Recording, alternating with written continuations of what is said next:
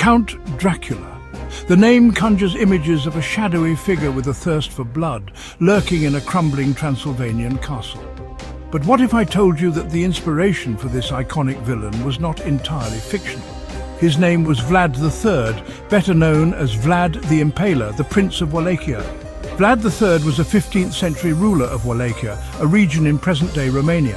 His reign was marked by violence and bloodshed, but he was also a skilled military strategist and a cunning politician. However, it was his infamous method of execution, impalement, that cemented his place in history and inspired the legend of Dracula.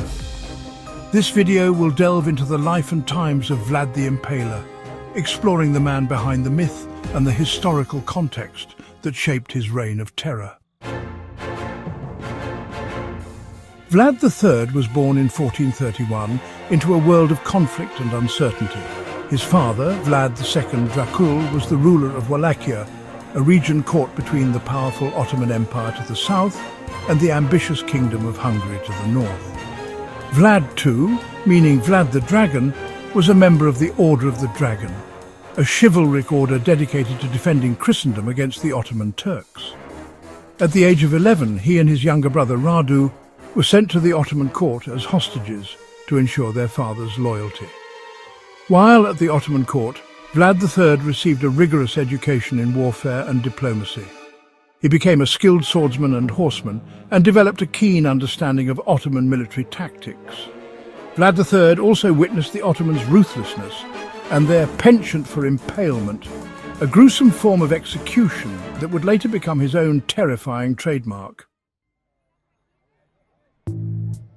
In 1448, Vlad III's father and older brother were murdered by Wallachian nobles, leaving a power vacuum in the region.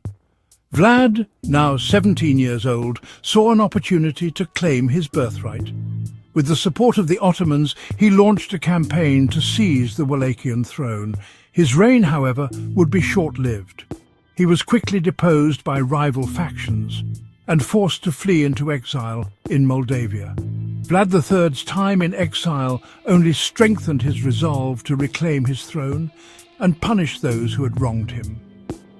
In 1456, he launched a second, more successful campaign to retake Wallachia. This time, he was determined to secure his power and instill fear in his enemies. Vlad III's brutality became legendary. His preferred method of execution, impalement, was as terrifying as it was effective. Victims were impaled on sharpened stakes, often while still alive, and left to die a slow and agonizing death. The sight of rows upon rows of impaled bodies lining the roads leading to Wallachia served as a stark warning to any who dared to oppose him. What was he? A savior or scourge? Let's investigate Vlad's divided legacy. Vlad the Impaler remains a controversial figure in Romanian history. Some view him as a national hero, a ruthless but effective ruler who defended his people from foreign invaders and internal threats. Others see him as a cruel tyrant, whose reign of terror left an indelible stain on Romanian history. Vlad III's reign was not without its accomplishments. He strengthened Wallachia's defences, reformed its economy, and ruthlessly enforced law and order. His brutal methods, while horrifying, did create an environment of fear that some argue brought a degree of stability to a volatile region. The birth of a legend, from Vlad to Dracula.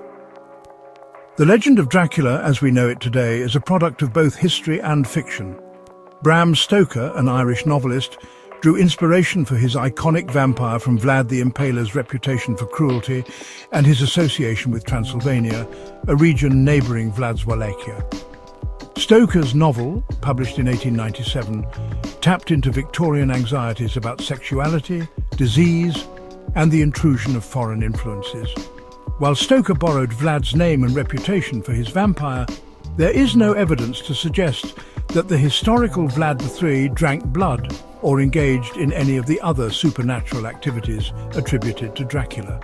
However, Stoker's decision to associate his fictional vampire with the historical figure of Vlad III helped to solidify the link between the two in the public imagination.